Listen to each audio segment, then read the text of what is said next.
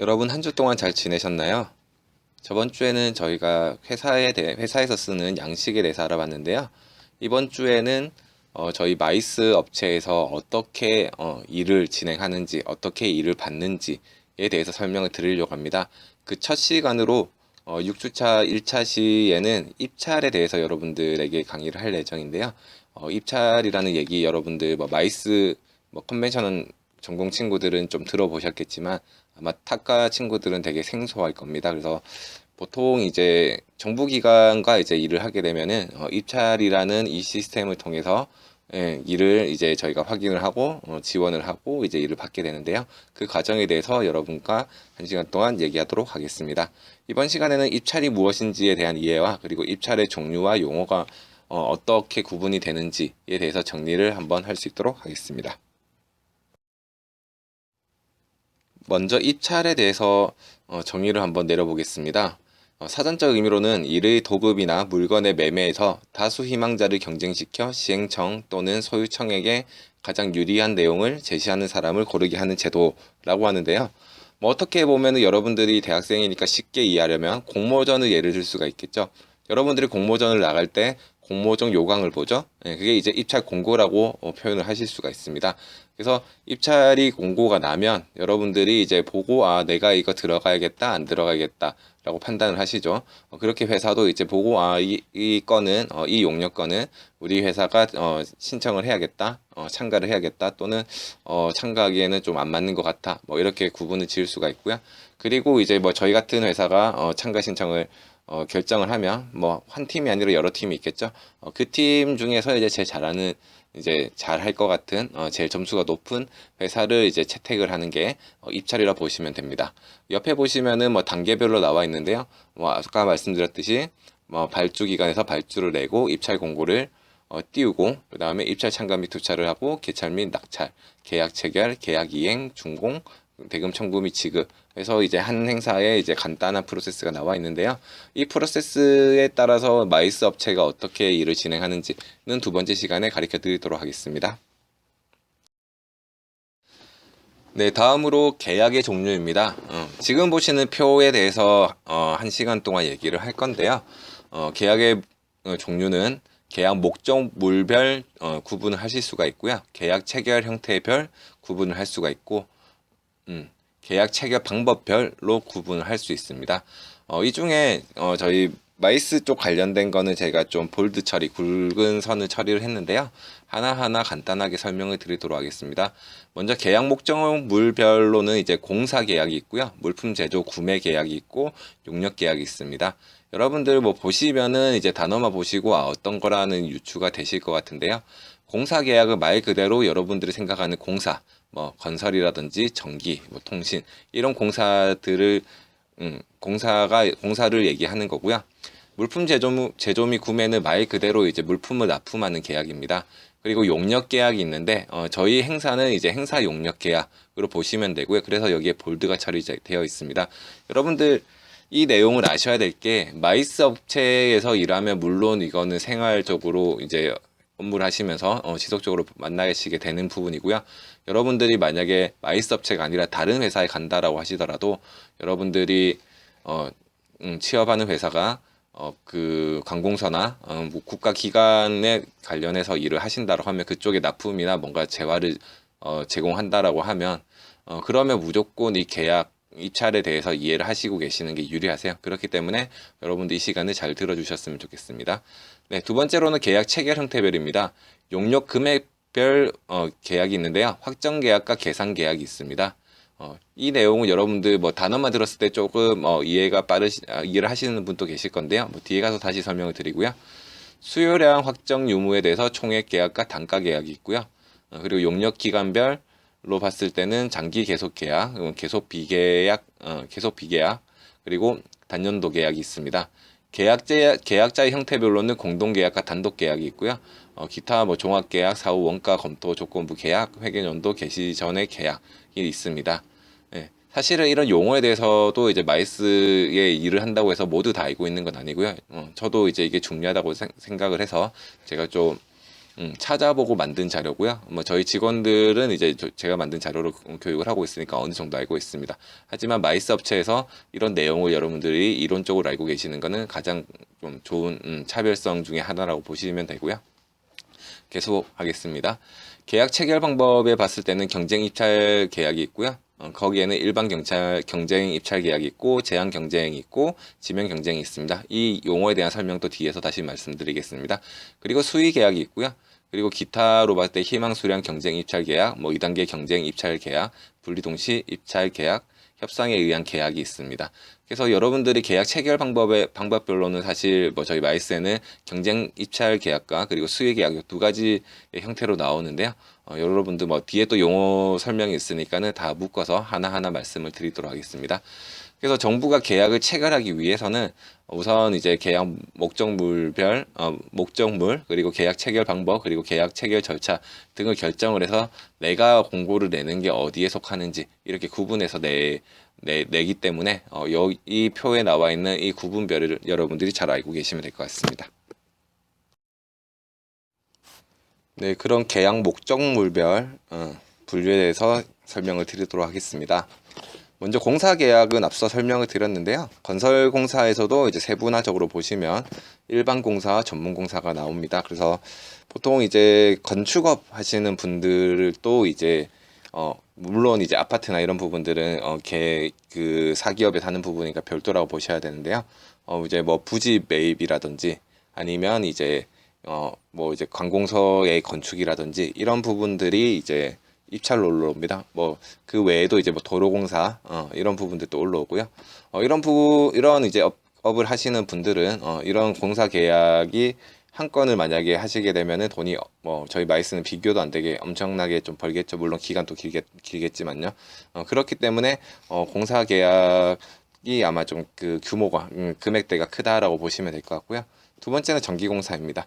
이 전기공사도 이제 관공서에 들어가는 전기공사 또는 이제 뭐 학교나 이런 이제 저희가 생각했을 때 사설 시설이 아닌 공적인 시설에 들어가는 것들도 다 이제 이게 그 용역을 통해서 나오고요.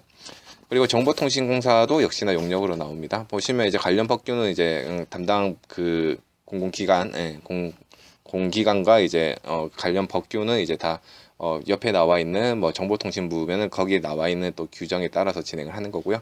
소방공사는 말 그대로 소방 설비 시설로 보시면 됩니다.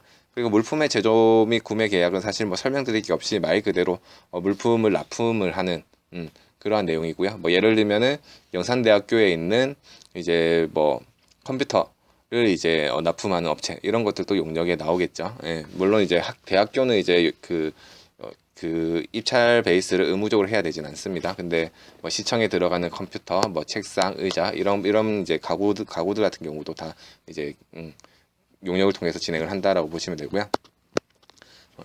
그리고 마지막에 이제 용역 계약입니다. 용역 계약에 보시면 설계 및 감리 용역에서 건설 기술 관리법에 의거하고요.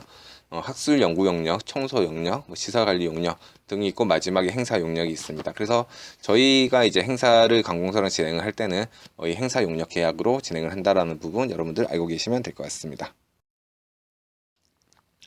네, 다음으로 계약 체결 형태에 따른 분류에 대해서 살펴보도록 하겠습니다. 먼저 확정 계약과 계산 계약인데요. 옆에 보시면 이제 뭐 관련된 내용을 뭐 그런 분들 없겠지만은 쭉 보고 싶으면은 이제 법을 통해서 이렇게 보시면 됩니다. 먼저 확정 계약은 예정 가격을 미리 작성하고 낙찰자를 결정한다라고 되어 있습니다. 계약을 체결하는 확정 계약이 통상적이면 원칙이라고 나와 있는데요. 이게 어떤 거냐면 뭐 저희는 약간 저희 마이스 쪽은 이제 확정 계약과 계산 계약보다는 이제 총액 계약 밑에 나와 있는 총액 계약으로 들어가는데요. 이 용역, 그러니까 입찰에 나오는 이 모든 걸 하기 위해서는 뭐 1억이면 1억, 2억이면 2억, 이 돈이 있다. 이 돈으로 할 수 있는 업체 이렇게 구한다고 보시면 됩니다. 총액 계약과 좀 비슷한 부분인데요. 확정 계약은 이제 좀 물가 상승률이나 아니면은 다음 연도까지 용역이 넘어갈 경우를 이제 확정 계약에 보통 많이 통상적으로 얘기를 하고요. 계산 계약은 이제 밑에 설명에 있는 것처럼 미리 예정 가격을 정할 수 없을 때 계산 가격을 정하여 계약을 체결하는 것으로 계약 시제품의 제조 계약, 뭐 시험 조사, 연구 용역 계약, 그리고 정부 투자 기간 또는 출연 기간과 법령의 규정에 의한 위탁 또는 대행 계약은 계산 계약으로 체결할 수 있는 것임이라고 나와 있습니다. 말 그대로 계산은 이제 미리 이제 가격을 정해놓을 수 없는 그러한 이제 용역에서는 이제 계산 계약이 가능하고요. 일반적으로 이제 확정 계약이 아까 말씀드린 통상적이라고 말씀을 드렸으니 계산 계약은 이제 통상 확정 계약을 할 수 없는 그러한 이제 상황에 있는 계약 같은 경우에는 이제 계산 계약을 한다라고 보시면 될 것 같습니다. 다음으로 총액 계약과 단가 계약으로 넘어가겠습니다. 총액 계약은 당해 계약 목적물 전체에 대하여 총액으로 체결한 계약이라고 나와 있는데요. 말 그대로 2020년이면 2020년 안에 끝나는 용역에 대해서 입찰권에 대해서 이제 계약을 하는데 확정 계약과 비슷하게 이 과업을 전체 진행을 하는데 1억이면 1억, 2억이라 2억 이 돈 안에서 해결해야 된다라고 이제 보통 이제 그 하나하나 뭐 숫자가 달라진다고 해서 이 금액이 이제 왔다 갔다 하지 않는다. 이게 이제 총액 계약이라고 보시면 되고요. 단가 계약은 일정 기간 계속하여 제조, 수리, 가공, 매매, 공급, 사용 등 계약을 할 필요가 있을 때 당해년도 예산의 범위 안에서 단가에 대하여 체결하는 계약이라고 나와 있습니다. 이건 뭐냐면 뭐 컴퓨터가 1개 들어가는 가격이랑 100대 들어가는 가격이랑 같을 수가 없죠. 그렇기 때문에 개별 단가, 개별 금액이 이제 명시가 되고 여기서 이제 곱하기 수량으로 했을 때 나올 수 있는 계약이 단가 계약이라고 보시면 됩니다. 다시 한번 설명드리면 확정 계약과 계산 계약은 사실 총액 계약과 단가 계약처럼 비슷한 내용이에요. 비슷한 내용인데 확정 계약과 총액 계약에서 차이점은 이제 총액 계약은 당해년도 그러니까 1년을 넘어갈 수 없는 계약건에 대해서 총액 계약으로 한다라고 보시면 되고요. 확정 계약은 뭐 건물을 짓는데 1년 안에 지을 수는 없죠. 적어도 몇 년이 걸리니까 이런 경우에는 확정 계약이라고 보시면 됩니다. 그리고 계산 계약과 단가 계약인데요. 이것도 이제 그 용역의 진행이 이제 1년 안에 끝나는지 아니면 1년을 넘어가는지 여기에 따라서 좀 달라지는데 말 그대로 단가를 정해놓고 곱해지는 수량, 납품되는 수량에 따라서 금액이 달라진다라는 계약이라고 보시면 됩니다. 그러면 계산 계약과 단가 계약은 어차피 그 단가가 중요한 포인트겠죠. 경쟁을 할 때 어차피 수량이야 얘기하는 대로 바뀌어질 수 있는 부분이니까 이렇게 보시면 됩니다. 다음으로 계약 체결 형태에 따른 분류에 대해 설명을 드리도록 하겠습니다. 먼저 장기 계속 계약인데요. 임차, 운송, 보관, 전기, 가스, 수도의 공급, 기타 그 성질상 수년간 계속하여 존속할 필요가 있거나 그 이행에 수년을 요하는 경우에 체결하는 계약입니다. 그리고 장기 계속 공사는 공사 계약 제도는 주로 사업의 규모, 내용 등이 설계서 등에 의하여 확정되었으나 예산의 일괄 확보에 어려움 등이 있을 때 활용되는 제도라고 나와 있는데요. 저도 읽어보려니까 용어들이 어려워서 좀 버벅대는데 밑에 표랑 같이 보시면서 설명을 드리도록 하겠습니다. 밑에 보시면 사업 내용은 이제 확정으로 되어 있고요. 총 예산 확보가 안 돼 있습니다. 이건 뭐냐면 예를 들면은 뭐 정부 청사를 짓는데 뭐 이 돈은 아니겠지만 뭐 한 500억이 든다라고 가정을 하겠습니다. 500억이 드는데 근데 올해 연도에는 이제 100억밖에 그 부서에서 예산 편성이 안 되어 있다. 총 예산이 확보가 안 돼 있다라고 이제 여러분들 가정을 했을 때 이럴 경우에는 이제 총 공사 금액으로 500억이라는 금액으로 입찰을 내지만 각 회계 연도마다 이제 예산 범위 안에서 이제 계약을 체결을 미이행한다라고 되어 있는데요. 뭐 쉽게 말씀드리면은 500억짜리의 이제 입찰이 나왔는데 올해 연도에는 100억을 줄 수가 있고 내년도에도 100억을 줄 수 있고 100억 내줄 수 있고 이렇게 해서 5년 동안 가야 되는 계약이다. 이렇게 이해를 하시면 될 것 같습니다. 이게 장기 계속 계약이라고 보시면 되고요. 두 번째는 단년도 계약입니다. 이행 기간이 1회계 연도의 경우로서 당해 연도의 세출 예산에 계산된 예산을 재원으로 체결하는 계약이라고 나와 있는데요. 저희 행사 용역 같은 경우에는 일반적인 형태입니다. 사실 뭐 행사 입찰이 1년 이상 나오는 거는 뭐 거의 없긴 하지만 간혹 있기도 하지만 보통은 단년도에 다 끝난다고 보시면 되고요. 밑에 표와 같이 보시면은 이제 사업 내역도 확정이 되어 있고 총 예산 또 단년도니까 당연히 그 해년도에 확보가 되어 있겠죠. 그렇기 때문에 이걸 단년도 계약이라고 보시면 될 것 같습니다. 다음으로는 계속비 계약에 대해서 설명을 드리도록 하겠습니다. 계속비 예산으로서 편성된 사업에 대한 계약인데요. 쉽게 뭐 말씀을 드리면은 단연도에 끝나지 않는 계약이라 보시면 됩니다. 밑에 표로 여러분들 비교해서 말씀드리면 좀 더 보기 편하실 것 같은데요. 모든 이제 과업을 낼 때 어떤 걸 해야 된다라는 그 내용은 확정이 되어 있고요.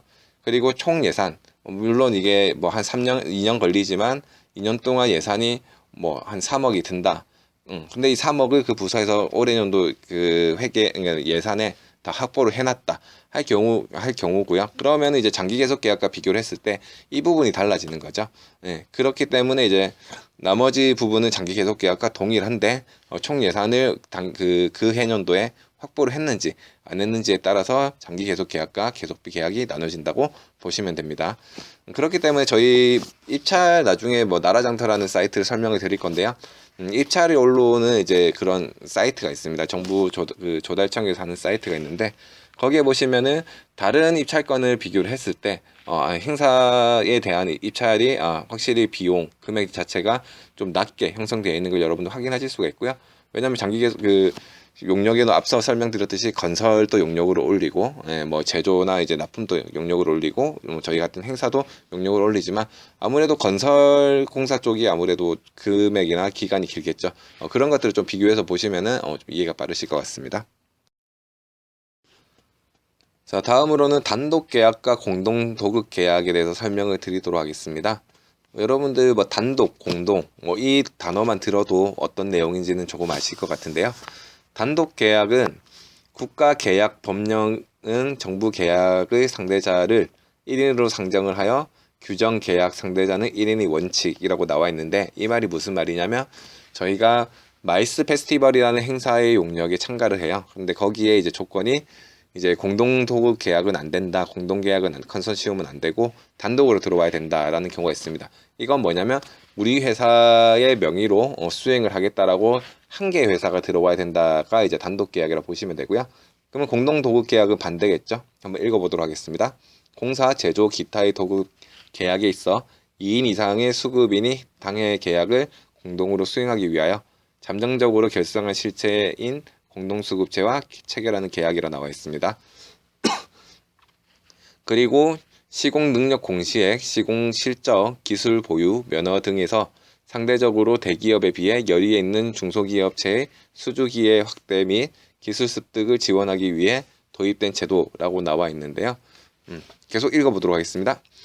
지역 의무 공동도급 제도라고 나오고 있는데 지역 경제 활성화를 위해 당해 지역에서 발주하는 공사에 대해서는 그 지역 업체가 한 개 이상은 반드시 구성이 되어야 함이라고 나와 있습니다. 이 세 개의 설명에 대해서 다시 설명을 드리면 공동도급 계약은 뭐냐면 저 행사를 치는데 마이스 페스티벌이라는 입찰건이 있습니다. 행사 입찰이 있습니다. 근데 여기에 전시가 포함이 되어 있어요. 그러면은 저희 같이 이제 행사 대행 기획업을 하는 이제 회사는 이제 라이센스 부분에서 이제 행사 기획이나 행사 운영, 이렇게 뭐 그 전시 진행 뭐 이런 라이센스는 있는데 그런 이제 부스 설치라는 이제 약간 건설에 가까운 그런 라이센스는 없어요. 근데 이제 당연히 전시를 하게 되면은 장치공사에 대한 이제 그 과업이 있을 거고 그 과업을 수행을 하려고 하면 이런 라이센스가 있는 회사가 진행을 해야 되겠죠.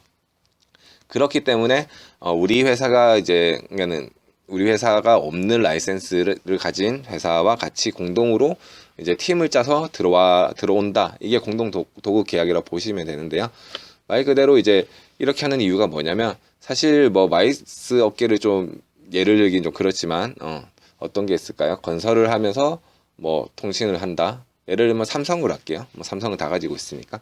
삼성 같은 경우에는 이제 삼성은 뭐 물산에서 건물을 짓는 데도 있고 이제 뭐 예를 들면은 뭐 통신에서 이제 전기공사도 있고 뭐 여러 가지가 있겠죠. 물론 이제 회사별로는 구분이 되어 있습니다. 예시를 이렇게 드는 겁니다. 근데 이 회사 같은 경우에는 뭐 이 과업을 수행하는데 모든 라이센스가 다 있어요. 다 있기 때문에 굳이 공동도급을 안 해도 된다. 우리는 있다. 우리 회사만 들어갈 수 있다. 왜 다른 회사랑 이윤을 배분해야 되는지 모르겠다. 이렇게 이제 나오는 회사들이 있을 건데 사실 그렇게 준비가 되는 회사들은 나머지 이제 점수적인 부분에서도 좀 점수가 높겠죠. 뭐 예를 들면 재무 점수가 높을 수도 있고 직원 보유 점수도 높을 수도 있고 뭐 매출에 대한 점수도 높을 수도 있고 그렇게 되면 이제 작은 회사들이 이런 업체랑 경쟁을 하게 되면 사실 이길 수가 없는 제도입니다. 그렇기 때문에 그 이제 조금 그런 대기업보다는 준비가 덜 된 중소기업들에게 기회를 제공하기 위해서 공동도급으로 들어와야 된다라고 하는 경우가 있고요. 그리고 지역 의무 공동도급 제도가 있다라고 했는데 이건 뭐냐면 예를 들면 부산에 좀 큰 세계적인 행사가 열립니다. 뭐 예를 들면은 예전에 진행했던 에이펙이라든지 큰 이제 국제회의가 있겠죠.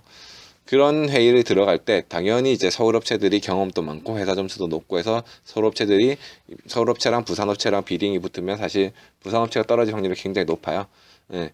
하지만 이제 그 입찰을 낼 때 조건을 이제 부산에 있는 업체랑 공동으로 공동 도급 계약으로 신청을 해야 된다라고 하면은 이제 서울에 있는 업체가 저희 부산에 있는 이건 라이센스가 똑같아도 가능합니다. 이제 뭐 마이스 플랜즈 또는 이제 뭐 누덴스라는 회사와 같이 우리는 컨소를 해서 들어간다.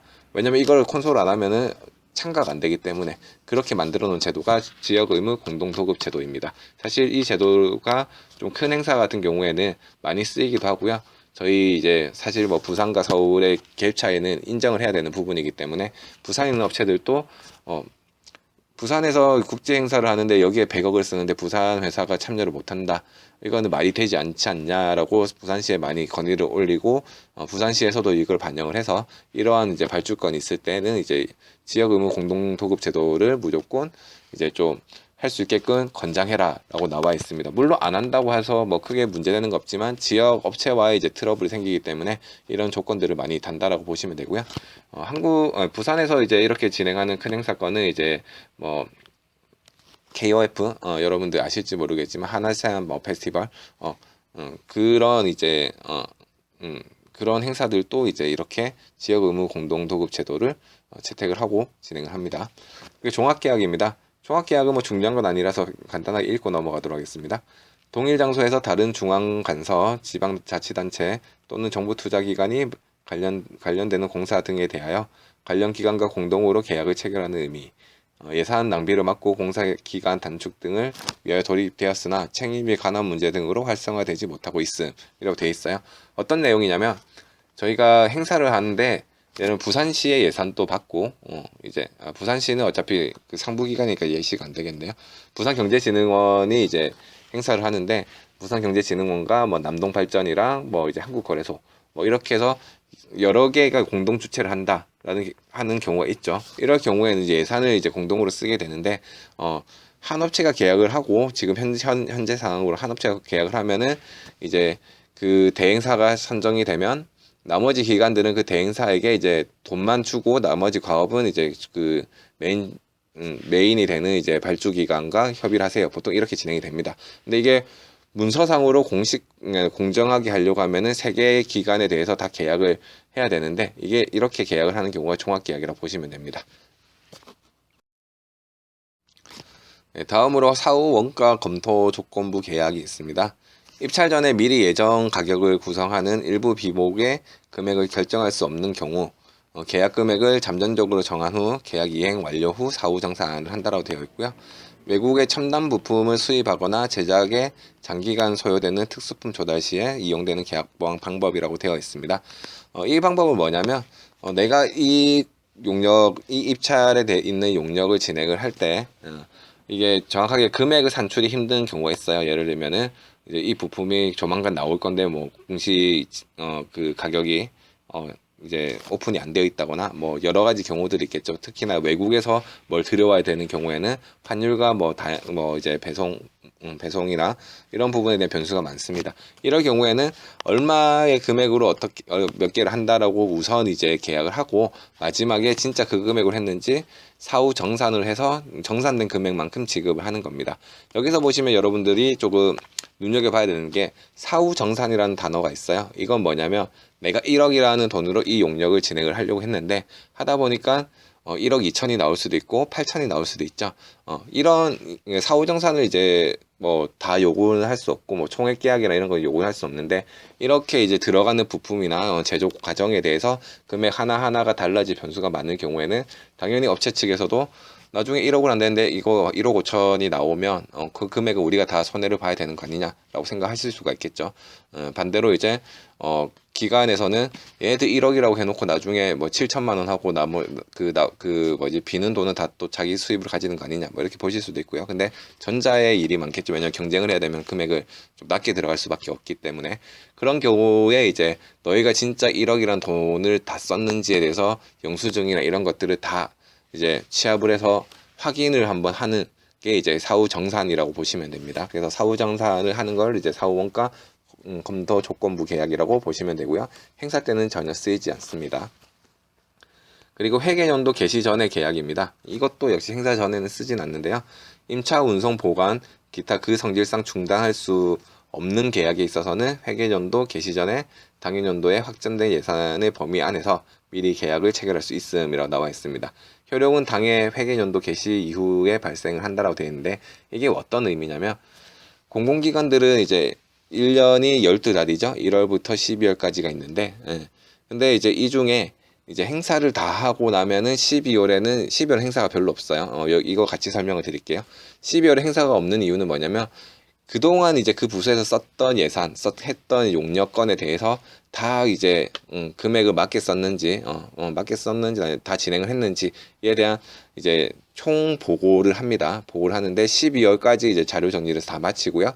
1월에 보고를 하면은 1월, 2월 정도 뭐 그 한 건 두 건이 아니기 때문에 1월, 2월 정도 이제 그 보고된 건에 대해서 이제 검수가 이루어지겠죠. 검수가 이루어지고 그러면 이제 3월이 옵니다. 3월이 오면은 이제 그때 이제 올해 연도에 시작할 것들에 대한 계획을 올리고 이제 입찰일이 뜨기 시작합니다. 물론 이제 조금 빨리 뜨는 것들도 특수한 경우가 있지만 이럴 경우에는 공식적으로 1, 2월이 비워버려요. 행정적으로 이제 예산도 아직 못 받은 상태고 그 당해 연도 그렇기 때문에 1, 2월이 빈다고 1, 2월 동안 뭐 용역으로 나오는 서비스를 제공을 안 한다 이러면은 되게 1, 2월에 문제되는 것들이 많겠죠. 그렇기 때문에 올해 이제 그 예산을 집행을 하고 내년도의 예산은 아직 배정을 못 받았으니 계약을 이제 2020년도에 먼저 12월에 하고 돈은 3월부터 나간다. 근데 1, 2월에 여러분들 받아야 되는 돈을 3월부터 이제 12월까지 10개월로 쪼개서 주겠다. 이렇게 보시는 게 이제 회계연도 개시 전의 계약이라고 보시면 될 것 같습니다. 이해가 좀 되시나요? 네, 앞에까지는 이제 계약 체결 형태에 대해서 여러분들 알아보셨고요. 이번에는 계약 체결 방법에 대해서 알아보도록 하겠습니다. 먼저 첫 번째로 나와 있는 게 일반 경쟁 입찰에 의한 계약입니다. 정부 계약은 일반 경쟁 입찰에 붙이는 것이 원칙이고 입찰 참가 기회를 확대하는 이점이 있는 반면 부적격 업체의 응찰로 경쟁 과열 및 부실 공사 우려가 있음이라고 되어 있는데요. 이건 뭐냐면 그냥 내 가업은 이렇다. 이걸 할 수 있는 업체들 다 들어온다. 우리한테 다 도전을 해라. 라고 이제 올리는 겁니다. 그렇게 되면 예를 들면 우리가 행사인데 디자인 업체도 나 행사할 수 있어. 올 수도 있고요. 뭐 렌탈 업체도 나 행사할 수 있어. 라고 올 수도 있겠죠. 이렇기 때문에 뭐 점수는 많이 받았지만 실질적으로 이제 실행 능력이 없는 회사들이 들어올 수도 있는 방법이 일반 경쟁 입찰입니다. 문을 넓게 열어놨다고 보시면 될 것 같고요. 그럼 다음에 있는 제한 경쟁 입찰에 대해서 설명을 드리도록 하겠습니다. 시공 능력 공시액, 실적, 기술 보유 상황 등 일정한 기준에 의하여 제한함으로써 불성실하고 능력이 없는 자를 입찰에 참가하지 못하도록 하여 공개성, 공정성 및 경제성을 유지시키는 것임이라고 되어 있고요. 말 그대로 행사는 이제 제한 경쟁 입찰이 굉장히 많습니다.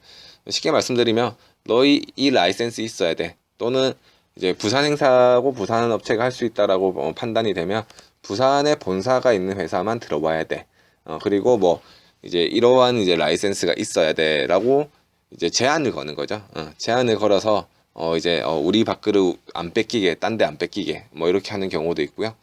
그래서 이제 제한 경쟁 입찰 같은 경우에는 이렇게 되면은 나 디자인 회사인데 이제 행사 기획에 대한 라이센스가 없어. 그러면은 얘네들은 들어오고 싶어도 못 들어오는 거고 렌탈 업체도 우리도 라이센스가 없어서 못 들어와. 이러면 못 들어오는 거고 심지어 이제 여기 보시면 실적이라고 있는데요. 저희 업계끼리도 사실 이 실적 점수에 따라서 이제 좀 차등이 많이 나타나고 있어요. 뭐 뒤에 나중에 다른 시간에 또 설명을 드릴 수도 있는데, 회사 점수라는 이제 보통 정량적인 점수가 있는데, 거기에 보통 포함이 되는 게 실적입니다. 뭐 예를 들면 1억짜리 행사를 하는데 1억 이상 행사를 몇 회 이상 한, 몇 회 이상 한 이제 회사만 들어온나. 그리고 몇 회에 따라서 5번 하면 5점이고 뭐 한 번 하면 1점이고 이렇게 점수 차이를 둡니다.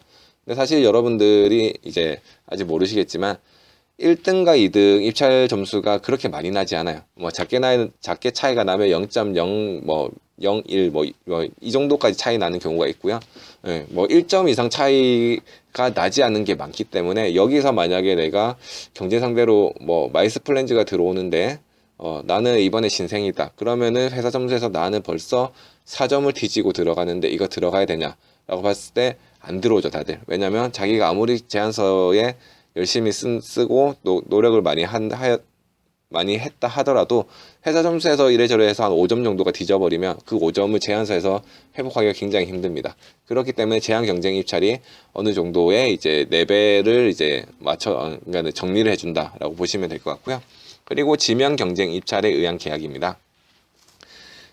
계약의 성질 또는 목적에 비추어 특수한 설비, 기술, 자재, 물품 또는 실적이 있는 자가 아니면 계약 목적을 달성하기 곤란한 경우 등의 특정 다수인을 지명된 자들로 하여금 경쟁을 시켜 계약 상대자를 결정하는 방법. 좀 어렵게 나와 있는데요. 쉽게 얘기하면 발주처가 회사를 찝어서 너희 뭐 이렇게 뭐 작게는 뭐 두세 팀, 많게는 뭐 한 10개 팀 회사한테 너희만 들어올 수 있어라고 딱 지명을 하는 겁니다. 저희 마이스 플랜즈도 뭐 이게 정부 공공기관 행사는 아니었는데요. 여러분들 다들 아시고 다들 고객님이시겠지만 대선 행사를 저희 갑니다. 근데 대선이랑 소주 회사 맞아요. 예. 대선이랑 우리가 처음을 할 때 그때는 이제 불꽃 축제를 할 때 누리마루에 이제 전체를 대관을 해서 비행그룹, 그러니까 대선 주조에서 고객 초청 파티를 한다. 근데 우리는 이제 행사를 이제 하는 회사들과의 이제 네트워킹이 그리 많지 않으니 우리가 아는 사람의 수소문했을 때 리컨벤션, 마이스 플랜즈, 그리고 뭐 누댄스 이렇게 3개 팀만 들어와서 PT를 해달라. 우리가 이제 내용을 주겠다. 해서 이제 PT를 했었습니다. PT를 하고 저희가 이제 선정이 되고 대선 주조 같은 경우에는 되게 좀 쿨해서 저희가 실수를 안 하는 이상 다른 회사랑 비교를 더 이상 하진 않더라고요. 네, 그렇게 이제 운영이 됩니다. 그래서 지명 경쟁 입찰은 말 그대로 이제 발주처에서 기업을 이거는 이제 라이센스 이런 제한이 아니라 기업을 딱딱딱 지정을 해서 너희 기업만 들어오고 나머지는 못 들어와 하는 게 이제 지명 경쟁 입찰이라고 보시면 됩니다. 자, 다음으로 수의계약에 대해 설명을 드리도록 하겠습니다. 수의계약은 뭐 다음 시간에도 한 번 더 설명을 드릴 건데요. 우선 사전적 정의로 봤을 때 계약 담당 공무원이 특정인을 선정하여 계약을 체결함이라고 되어 있습니다. 자본과 신용 및 기술 경험 등이 풍부한 계약 상대자를 선택할 수 있는 장점이 있다라고 나와 있는데요. 이건 뭐냐면 계약 담당 공무원이 딱 정하는 업체, 한 업체랑 계약을 할 수 있다는 겁니다. 이게 경쟁이 없이도 할 수 있다는 부분이고 이게 왜 가능하냐 이렇게 하면 다 편한 거 아니냐라고 생각하실 건데 이건 다음 시간에 제가 다시 한번 설명을 드리도록 하겠습니다. 그리고 기타 계약입니다. 희망 수량 경쟁 입찰에 의한 계약이 있고요. 다량의 물품을 일시에 매각하거나 제조 구매할 경우에 있어 매각의 경우에는 예정 가격 이상의 단가로 입찰한 자 중에서 최고 가격의 입찰자부터 순차적으로 제조 구매의 경우에는 예정 가격 이하의 단가 입찰자 중 최저 가격의 입찰자로부터 순차로 낙찰자를 결정하는 제도라고 나와 있는데요. 쉽게 설명드리면 경매랑 비슷하다 보시면 될 것 같네요. 그래서 이제 물건을 이제 정부에서 파는 것도 용역으로 붙이거든요. 팔 때 이거를 제일 고가에 매입할 수 있는 업체들 위주로 이제 이게 뭔데 수량이 많으면 그 업체가 나 10개만 필요해 할 수도 있잖아요. 그러면 이제 그 다음 업체 그 가격으로 이렇게 내려가는 게 희망 수량 경쟁 입찰에 의한 계약이라고 보시면 되고요. 반대로 이제 물건을 살 때도 이 가격이 제일 낮은데 나는 이거 3개밖에 없어. 우리는 총 10개가 필요한데 그러면 이제 낮은 거 3개 사고 그 다음 가격에 4개 사고 이렇게 이제 최고 가격, 최저 가격에 이제 그 가능한 수량만큼 이렇게 이거는 그러니까는 구매의 형태에서 많이 일어날 수 있다고 보시면 될 것 같습니다. 다음으로 2단계 경쟁 입찰 또는 가격 등의 분리 입찰에 의한 계약입니다. 2단계의 경쟁 입찰은 먼저 규격 또는 기술 입찰을 개찰하여 적격자로 확정된 자에 한해서 가격 입찰에 참가할 수 있는 자격을 부여한다라고 되어 있는데요. 저희 행사는 이제 가격과 이제 제안서를 같이 내게끔 되어 있어요. 한 번에 같이 내게끔 되어 있는데, 2단계 경쟁 입찰 같은 경우에는, 가업 내용을 먼저 평가를 하고, 이 중에서 1, 2, 뭐 3위, 안에 이제 너희가 이걸 진행할 때 생각하는 금액이 얼마냐라고 뒤에 이제 가격을 받는다는 거죠. 그리고 분리 동시 입찰은 규격 가격 또는 기술 가격 입찰을 동시에 실시하여 먼저 규격 또는 기술 입찰에 개찰한 결과 적격자로 확정된 자의 가격 입찰을 개찰되어 있는데, 이 부분은 약간 2단계 경쟁 입찰과 조금 다른 거는 뭐냐면, 동시에 실시를 합니다. 동시에 실시를 하고, 이제 통과한 사람들 것만 가격을 보고 떨어진 사람들의 가격을 보지 않는다는 거죠. 가격이 어떻게 되냐면 싼 게 이제 점수가 높아요. 쉽게 얘기하면 내가 이 행사를 예산이 1억짜리로 나왔는데 저희 마이스 플랜즈는 8천만 원에 진행을 하겠다. 이제 리컨벤션은 9천만 원에 진행하겠다. 가격은 다를 수가 있죠. 그러면 이제 가격이 낮은 게 점수가 올라갑니다.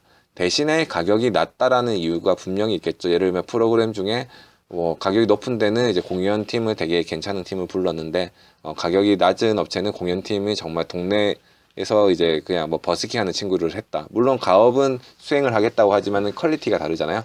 뭐 이건 단편적인 예지만 이렇게 가격이 낮은 거에 점수를 많이 주고 이제 평점을 구했을 때 그 진행에 대한 퀄리티가 달라질 수가 있으니 어느 정도 퀄리티를 합격한 통과를 한 이제 한 몇 개 회사의 가격을 보고 거기서 이제 가격 차트 점수를 주겠다. 그래서 합산했을 때 제일 높은 업체를 쓰겠다 하는 게 분리 동시 입찰입니다. 그리고 협상에 의한 계약인데요. 고시금액 이상의 물품이나 용역 계약에 있어 긴급성, 국가안보 등의 이유로 제안서를 제출받아 평가 후 협상 절차를 통해 계약을 체결한다. 각 중앙관서의 장이 필요한 기준 및 절차를 제정한다고 있는데요. 사실 협상에 의한 계약은 모든 거에 다 들어가요. 뭐 저희가 제안한 데서 그럼 그대로 하세요가 아니라 다 협상을 하기 때문에 그래서 이거는 이제 뭐 협상에 의한 계약으로 바로 들어간다라고 보시기보다는 이제 우선 이제 점수가 제일 높은 업체가 우선 협상 대상자로 선정이 되고 그 뒤에 협상을 통해서 계약을 할지 협상이 결렬해서 다음 차순에게 이 행사를 맡길지 이 용역을 맡길지 이렇게 결정이 된다라고 보시면 될 것 같습니다. 그리고 용역 계약을 그러면 어떻게 확인하느냐에 대해서 설명을 드릴 건데요. 그 전에 여러분들 나라장터라고 네이버나 포털에 검색을 해보시면은 사이트가 하나 뜰 거예요. 이게 그 조달청이라고 하는 국가 종합전자조달이라는 이제 기관에서 운영을 하는 건데요. 이 사이트에 이제 전국 공공기관에서 이제 진행하는 이제 입찰 용역건에 대해서 모두 다 올리게 돼 있습니다. 그래서 지금 제가 예시를 들었는데 저희가 이번에 참가를 하고 이제 저희가 이제 계약을 진행을 한 대입 상담 캠프라는 행사를 예시로 들었습니다. 보시면은 통합 검색 옆에다가 이제 내가 키워드를 이제 치면은 거기에 관련된 게 쭉 나오고요. 예를 들면은 이렇게 행사명을 정확하게 입력을 해도 되지만 여러분들이 뭐 공부에 조금 참고 자료가 필요하시면은 뭐 부산 행사 아니면 행사 용역 또 다른 것들이 뭐 무슨 공사 뭐 이런 게 있겠죠. 뭐 그렇게 검색을 하면 관련된 게 쭉 뜹니다. 너무 많이 뜰 거예요. 예. 그렇게 해서 이제 그 하나를 클릭을 하게 되면은 이제 밑에 보시면은 공고 일반으로 해서 뭐 쭉쭉쭉 나오는데 계약 방법이 뭐 제한, 뭐 총액 협상에 의한 계약 이렇게 나오죠. 그렇기 때문에 아까 말씀드렸듯이 이거는 제한 그 용역이고 그 다음에 총액 계약이다라고 이렇게 보실 수가 있어요. 그래서 여러분들 나라장터에서 한 번씩 검색을 해보시면 되게 이 행사가 여러분들이 뭐 기로 들었던 그 행사가 얼마의 예산으로 어떤 것들을 하려고 나와 있구나. 특히 뭐 컨벤션 학과의 이제 학생들은 굉장히 유용하겠죠. 그래서 여러분들이 아르바이트를 했던 행사가 검색을 해보면 이게 뭐 작년, 재작년 거 다 뜹니다.